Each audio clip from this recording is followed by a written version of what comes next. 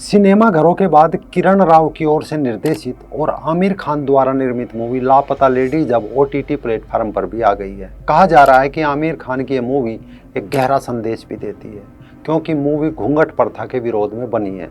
Movie में घूंघट के कारण दो दुल्हनों की अदला बदली की कहानी है, जो ये संदेश देती है कि घूंघट के कारण हिंदू युवतियों को काफ़ी प्रॉब्लम्स होती है। इस कारण कई बार वो गायब भी हो जाती है। लेकिन क्या ये मूवी एक तरफा नहीं है? काफ़ी लोगों ने इस पर भी सवाल उठाए हैं। नमस्कार, रंग दे बसंती देखना शुरू कर चुके हैं आप। मैं हूं राजीव चौधरी। हिंदू समाज की प्रथाओं का अगर कोई सबसे बड़ा ठेकेदार है तो वो है आमिर खान। क्या गजब का हिंदू समाज सुधारक है, जिसे इस्लाम की एक भी कुप्रथा नज़र नहीं आती, लेकिन सत्यमेव जयते से लेकर लापता लेडीज तक उसे हिंदुओं की बहुत सारी गलत प्रथाएं नज़र आ जाती है। थोड़े समय पहले एक निजी बैंक का ऐड भी आमिर खान ने किया था। इस ऐड में आमिर खान शादी के बाद दुल्हन के गृह प्रवेश करने के उलट घर जमाई के रूप में ससुराल में गृह प्रवेश करता नजर आ रहा था। जहां आम लोगों पर दूल्हे के घर में दुल्हन गृह प्रवेश करते समय पहला कदम आगे बढ़ाती है, तो इस विज्ञापन में इसे उल्टा दिखाया गया था और बैकग्राउंड से आवाज़ आती थी कि प्रथा बदलनी चाहिए, हम बदलेंगे प्रथा। प्रथा यानी परंपराएं और रीति रिवाज बदलने चाहिए। बाद में बैंक का विज्ञापन था और उसकी वही ब्याज बंटे की बात थी। लेकिन लापता लेडीज हो या बैंक का विज्ञापन, आमिर खान संदेश दे रहा है कि समय के साथ प्रथा बदलनी चाहिए। बात एकदम 100% सही है, लेकिन प्रथा को ही क्यों बदलना चाहिए? क्या कुप्रथा नहीं बदलनी चाहिए? हम घूंघट का समर्थन नहीं कर रहे हैं, वो लोगों की अपनी पर्सनल चॉइस है। कोई करना चाहे करे, ना करना चाहे ना करे। इसके लिए किसी पर किसी मंदिर, मठ या पुजारी से फतवा जारी नहीं होता।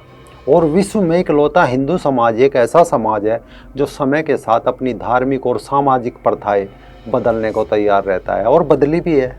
लेकिन क्या 7वीं सदी की प्रथा जो अभी तक बम, बंदूक, चाबुक, कोड़ों से लागू कराई जा रही है, क्या वो नहीं बदलनी चाहिए? ये सवाल हमने आमिर खान के बैंक वाले विज्ञापन के बाद भी पूछा था कि क्या आमिर खान कोई ऐसा विज्ञापन बना सकता है जिसमें आमिर खान अपनी बेगम को तलाक देते हैं और जब हलाला का नंबर आता है तो मौलवी उनकी बेगम की बजाय आमिर खान की तरफ होठों पर जीभ फेरते हुए ललचाई नज़रों से उनकी ओर देखता है और बैकग्राउंड से आवाज़ आती है कि प्रथा बदलनी चाहिए, हम बदलेंगे प्रथा। अब हलाला बेगम का नहीं, सोहर का होगा AU बैंक, और वही फिर ब्याज की बात होती। हो सकता है आमिर खान को ये घूंघट अच्छा ना लगता हो, किंतु क्या आमिर खान मूवी बना सकते हैं, वो भी ओरिजिनल स्टोरी पर? क्योंकि आमिर खान की लापता लेडीज रिलीज होते ही फेमस फिल्म मेकर अनंत महादेवन ने दावा किया है कि लापता लेडीज के कई सीन्स और उनकी मूवी की स्टोरी घूंघट के पटखोल जो 1999 में रिलीज हुई थी उससे उठाए गए हैं। तो हम आमिर खान को ओरिजिनल स्टोरी देते हैं। मामला घूंघट जैसा ही है। ये साल था 1991।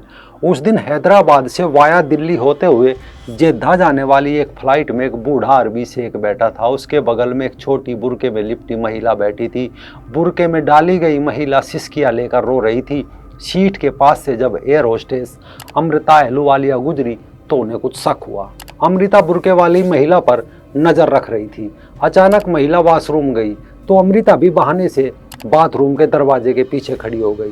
दरवाज़ा खोलते समय उस महिला ने जब अपना बुर्का हटाया तो एयर होस्टेस अमृता अहलूवालिया ने चेहरा देखकर अनुमान लगा कि ये लड़की तो अभी मुश्किल से 10-12 साल की होगी। अमृता को मामला संदेहास्पद लगा। उसने तुरंत एन क्रू मेंबर और फ्लाइट कैप्टन से बात की। फ्लाइट कैप्टन ने दिल्ली एयरपोर्ट पर अलर्ट कर दिया। जैसे ही फ्लाइट दिल्ली रुकी तुरंत ही पुलिस आई और बूढ़े अरबी शेख और बुर्के में लिपटी उस छोटी बच्ची को फ्लाइट से उतार लिया।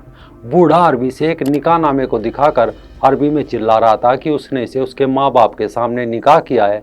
जांच में पता चला कि हैदराबाद के बदरुद्दीन और सबीरा बेगम ने अपनी 10 साल की बेटी अमीना को मुता निकाह के लिए $240 में 60 साल से ऊपर के बूढ़े अरबी शेख को बेच दिया था। इस मामले में अरब देश के बूढ़े शेख द्वारा हैदराबाद में बड़े स्तर पर मुता निकाह के नाम पर दुल्हन की खरीदारी का भी खुलासा हुआ और उस समय चर्चित केस बना। इस केस को अमीना केस कहते हैं। आप गूगल पर सर्च करोगे तो सब कुछ आ जाएगा, जिसने इस्लाम के सबसे घिनौने पहलू को उजागर किया, जो मुता निकाह के नाम से 1970 से भारत में चल रहा था और मासूम छोटी बच्चियां बेची जा रही थी। समय गुजरता चला गया, खबरों के नीचे खबरें दबने लगी, सरकारों के बाद सरकारें बदलने लगी। इसके बाद अगस्त का महीना था, साल था 2017। अचानक दक्षिण भारत के न्यूज चैनलों पर फिर खबर चलने लगी, जिसमें हैदराबाद में अरब के बूढ़े शेखों का कोई रैकेट पकड़ा गया था। पुलिस में इसमें अरब देशों के कई सारे बूढ़े नागरिकों को भारत की 10-11 साल की मुस्लिम बच्चियों से मजे के लिए निकाह करने के आरोप में गिरफ्तार किया था। अगस्त में दक्षिण भारत में चली ये खबर अगले महीने तक उत्तर भारत पहुंची और हिंदी न्यूज चैनलों पर भी ये खबर दिखाई जाने लगी। खबरों का विश्लेषण हुआ, अंत में पता चला कि अरब के बूढ़े शिकारी छोटी छोटी मुस्लिम बच्चियों का शिकार करने भारत आते हैं। इस मजहबी धंधे में काजी शामिल होते हैं। गरीब मुस्लिम परिवारों से उनकी बच्ची मुता निकाह के नाम पर कुछ समय के लिए किराए पर ले ली जाती है। अमीना केस 1991 में जांच के बाद तथ्य सामने आए थे कि कुछ अरबी शेख हैदराबाद के होटलों से ही वेश्यावृत्ति करके अरब चले जाते हैं और कुछ लड़कियों को अपने साथ अरब लेकर जाते थे और वहां कुछ महीने भोगने के बाद उन्हें इस्तांबुल या मनामा के वेश्यालयों में बेच दिया जाता था। तब ये खुलासा हुआ, 200 से ज़्यादा दलालों की गिरफ्तारी हुई, कई माता पिता गिरफ्तार हुए और सिलसिला आज भी चल रहा है। लेकिन अब तरीका बदल दिया गया है। अब माँ बाप खुद अपनी बच्चियों को लेकर अरब देशों में जाते हैं और अपनी बच्चियों को वहाँ छोड़कर वापस आ जाते हैं। ये खबर भी समय के साथ साथ धीरे धीरे खबरों के नीचे दब गई। साथ में वो आवाज़ भी जिनका मुता निकाह के नाम पर भरपूर शोषण किया गया था। क्या इस स्टोरी पर आमिर खान मूवी बना सकते हैं? कितनी मासूम छोटी छोटी बच्चियां हर साल 1400 साल पुरानी मुता निकाह जैसी कुप्रथा के कारण अरबी शेखों का शिकार बनती है। अच्छा लगता आमिर खान लापता लेडीज की जगह लापता अमीना के नाम पर मूवी बनाते और बताते कि बुर्के के अंदर कैसे बच्चियां बेची जा रही है। Fly bye night bride groom नाम के शीर्षक के आर्टिकल में आर अखिलेश्वरी ने भी लिखा था कि इन बूढ़े अरब वासियों की वासना की आग को बुझाने के लिए लड़कियां केवल 5-7 हज़ार रुपये में उपलब्ध है। जो एक रात का निकाह होता है, अगले दिन ये बूढ़े दूल्हे उड़ जाते हैं। कई बार लड़कियां गर्भवती होकर इनके बच्चे पैदा करने में तक बाध्य हो जाती है। क्या इस शर्मनाक कुप्रथा पर आमिर खान फिल्म नहीं बना सकते? जबकि वो खुद को बड़ा समाज सुधारक कहते हैं, तो ये समाज सुधार एक तरफा ही क्यों? आमिर खान को दुल्हन का पहला कदम रखना प्रथा लगी, जबकि हिंदू विवाह संस्कार में इसका अर्थ है कि हिंदू समाज पुरुष प्रधान नहीं है बल्कि नारी को प्रथम अवसर प्रदान कर रहा है। या कहिए हिंदू धर्म में मातृशक्ति को सर्वोपरि स्थान दिया गया है। इसलिए गृह प्रवेश में पुत्र नहीं बल्कि पुत्र वधू का प्रथम चरण घर में प्रवेश करता है। ये कदम दर्शाता है कि आज से इस घर में तुम्हारा अधिकार मुझसे अधिक है। लेकिन आमिर को यह प्रथा गलत लगी। हो सकता है इसका कारण कुछ भी हो, लेकिन इस्लाम में रुखसाना मोमिना को अधिकार नहीं है। उन्हें शरीयत में कम दिमाग समझा जाता है, इसलिए शरीयत में तलाक का अधिकार भी पुरुषों को ही दे दिया गया है, महिला को नहीं, क्योंकि उसे आसमानी किताब में पुरुष की खेती कहा गया है। आमिर खान को घूंघट गलत लगा, लेकिन 1400 साल से मुस्लिम महिलाएं काले तंबू में कैद है, बुर्का पहने घूम रही है, हिजाब के विरुद्ध ईरान में जंग चल रही है। भारत में भी समूचा मजहबी समाज बुर्के हिजाब जैसी कुप्रथाओं को सही साबित करने में सुप्रीम कोर्ट में बैठा है।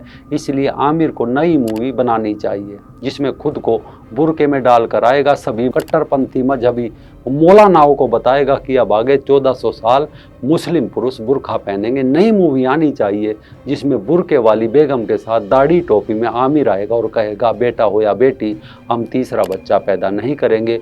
घूंघट की तरह प्रथा बदलने की भी मूवी आनी चाहिए जिसमें एक मुस्लिम महिला के 4-4 शोहर दिखाए जाने चाहिए। कोई पानी भर रहा है, कोई खाना बना रहा है, कोई बच्चों की देख रेख में लगा है, कोई महिला के पैर दबा रहा है। हम मुता निकाह पर, हलाला पर, आमिर खान से एक से अधिक निकाह पर, उनके द्वारा 2 बीवियों के तलाक पर मूवी देखना चाहते हैं।